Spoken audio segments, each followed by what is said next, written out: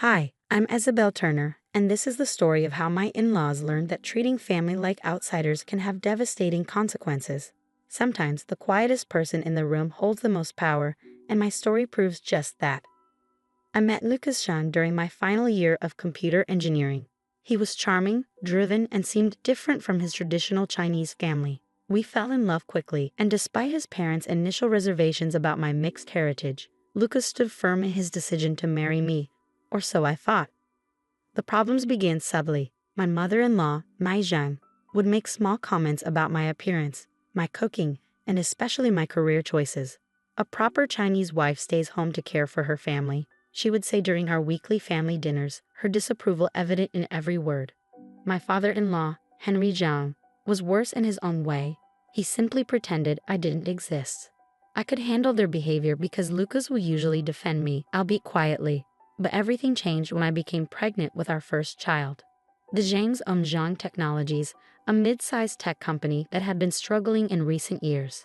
Henry's outdated management style and resistance to innovation had caused them to lose market share to newer, more agile competitors. Lucas worked there as vice president of operations, always trying to please his father while gently suggesting modernization. What nobody knew, not even Lucas, was that I had been building something of my own. During the 5 years of our marriage, I had launched a tech startup focused on AI-driven supply chain solutions under my maiden name. Through a series of shell companies, I kept my success completely separate from my married life. My company, Beacon Solutions, had quickly become one of the fastest-growing tech companies in the region. I never planned to use my success as a weapon. In fact, I had hoped to help Zhang Technologies modernize once I felt established enough. But fate had other plans.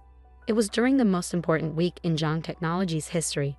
They were pursuing a merger that could save their failing company. Henry had organized a crucial family dinner where potential investors would be present. I was 3 months pregnant at the time. The day before the dinner, my mother-in-law called me, her voice dripping with false concern. "Isabel, we decided it would be best if you didn't attend tomorrow's dinner," she said. I gripped my phone tighter. "Excuse me?" "Well, you see, in traditional Chinese culture, pregnant women are considered unlucky during business dealings. We can't risk anything going wrong tomorrow. I'm sure you understand." I couldn't believe what I was hearing. "Have you discussed this with Lucas?" "Of course, he agrees. It's for the best. Family company first, you know how it is." My heart sank. Lucas hadn't even warned me. When he came home that evening, I confronted him. "Mom called you." He loosened his tie, not meeting my eyes. "Look, it's just one dinner. Dad's really stressed about this merger, and if Mom thinks having a pregnant woman there might make our investors uncomfortable." "Do you hear yourself?" I interrupted. "You're letting them exclude your wife, the mother of your child, because of a superstition."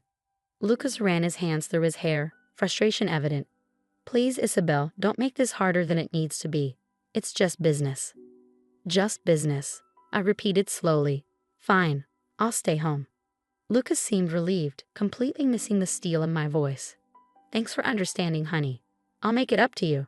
That night, as Lucas slept peacefully beside me, I made a few calls. As CEO of Beacon Solutions, I had connections he couldn't imagine. Within hours, I knew everything about Zhang Technologies' potential merger, including details that Henry probably wished I didn't know. The next morning, as Lucas left for work, I went to my home office and began setting things in motion. The investors Henry was courting had a reputation for being traditional and superstitious, but they were also known for being ruthlessly practical when it came to business. While they dined with the Zhangs, I arranged for Beacon Solutions to make a competing offer, one that was significantly better than anything Henry could provide. By the time Lucas returned home that evening, things had already started to change. "How was dinner?" I asked sweetly as Lucas loosened his tie. "Perfect," he beamed, completely oblivious. "The investors loved everything about us. Dad thinks we have the merger locked down by next week.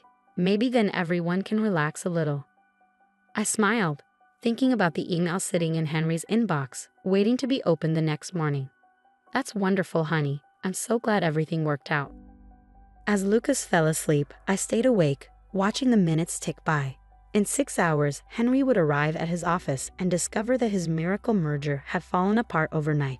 In 7 hours, he would learn that his biggest clients were jumping ship, and in 8 hours, he would find out exactly who owned the company that had orchestrated his downfall. Sometimes the biggest mistake you can make is underestimating the quiet ones. My in-laws were about to learn that lesson the hard way. But this was just the beginning. The real drama would unfold at tomorrow's emergency board meeting, where more than just business secrets would be exposed. The next morning, I dressed carefully in a tailored maternity suit, choosing a deep blue that projected both power and femininity. Lucas had already left for work, called in early by his father for what he assumed would be merger paperwork. He had no idea he was walking into a storm of my creation. I waited precisely 2 hours before heading to Jong Technologies headquarters. Long enough for Henry to discover everything, but not long enough for him to form a coherent response. Timing, after all, is everything in both business and revenge. My phone had been buzzing nonstop since dawn. First, it was Lucas. Dad's going crazy. Something's wrong with the merger. All our major clients are threatening to leave. Emergency board meeting in 2 hours. Don't worry about anything. Then my mother-in-law. This is all your fault. Somehow I know it. You've cursed our family with your presence. Lucas never had bad luck before you came along. I smiled at that last one. They had no idea what real bad luck looked like, not yet. The security guard at Jong Technologies recognized me as Lucas' wife and waved me through, despite the lack of an appointment. Another oversight in Henry's management. Poor security protocols. I took the elevator to the top floor, where the board meeting was already in progress. I could hear the shouting before I reached the conference room. How could this happen overnight? Henry's voice boomed. Yesterday they were ready to sign. The Beacon offer is just too good. I chose that moment to open the door. The scene inside was chaos. Henry stood at the head of the table, his face red with rage. Lucas sat beside him, tie loosened, looking shell-shocked. The board members, old friends of Henry's, sat in various states of distress. May hovered in the corner, clutching her designer handbag like a shield. You've heard of us now, I said quietly, but my voice carried across the room. All heads turned toward me. Lucas jumped to his feet. Isabel, what are you doing here? This is a private board meeting, Henry sneered. Family members are not welcome.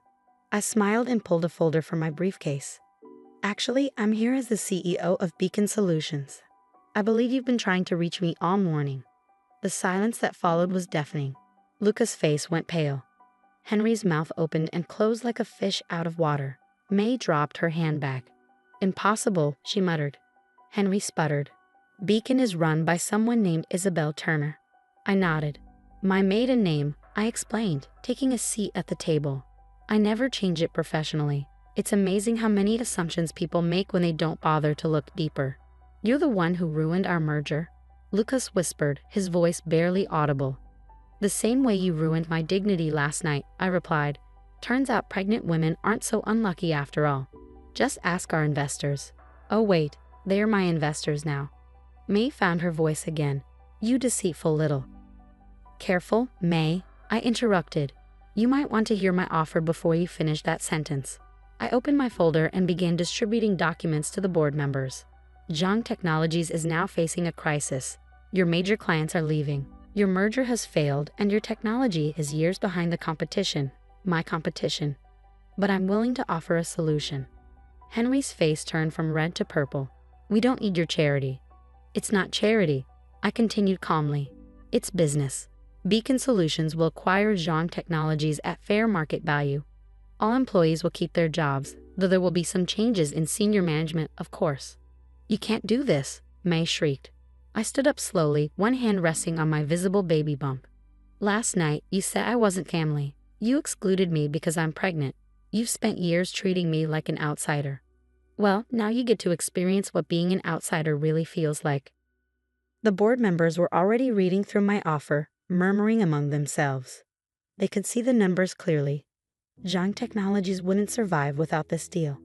Lucas finally spoke up, his voice shaking. Why did he tell me about this? Some things are just business, I replied coolly. And as you so kindly pointed out last night, I'm not a part of this family, so I'll make my own way. After several tense moments, one of the board members spoke. I've seen the numbers. This is a solid offer. We'd be foolish not to take it. Henry slumped in his chair, utterly defeated. His own flesh and blood had just done to him what he had tried to do to me, exclude, belittle, and ultimately replace. The deal was done. Jong Technologies was acquired by Beacon Solutions. Lucas continued working for me as my second in command, and we spent the following months transforming the company, bringing in innovation and new ideas. As for my in-laws, they never fully accepted me into their family, but they learned to keep their mouths shut when it came to business. I kept my maiden name and remained CEO of Beacon Solutions. My daughter will grow up knowing that she doesn't need permission to sit at any table, and if someone dares to try to exclude her, she'll know exactly what to do: build her own table. And next week, when the Zhangs are invited to our family dinner, I'll be sitting at the head of the table, pregnant with our second child, knowing full well that sometimes the best revenge isn't about tearing others down. It's about building yourself up so high that they can only watch, regretful, from the sidelines.